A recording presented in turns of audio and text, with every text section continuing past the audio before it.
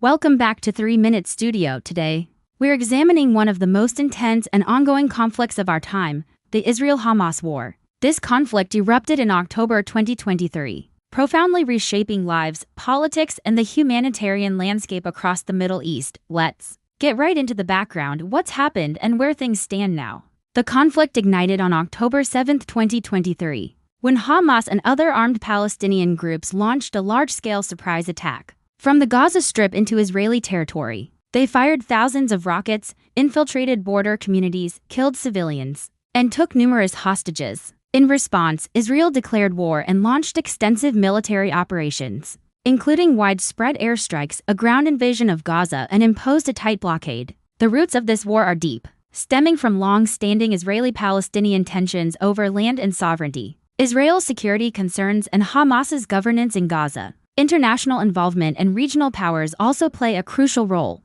The human cost has been immense, with thousands of lives lost on both sides. In Israel, many civilians and soldiers were killed in the initial attack and subsequent fighting. In Gaza, the conflict has resulted in vast destruction of infrastructure, immense civilian casualties, widespread displacement, and a severe humanitarian crisis. Following the initial attacks, Israel imposed a total blockade on Gaza, restricting the flow of essential supplies like food, water, medicine, electricity, and fuel. Over the months, there have been several attempts at temporary ceasefire agreements and exchanges of hostages for prisoners, often mediated by countries like Egypt, Qatar, and the United States. As of now, a fragile ceasefire brokered through intense negotiations is largely holding. This agreement included the release of hostages held by Hamas in exchange for Palestinian prisoners held by Israel. However, the humanitarian crisis in Gaza remains dire. A significant portion of the population is displaced, with homes, hospitals, schools, and critical infrastructure heavily damaged or destroyed. Access for humanitarian aid continues to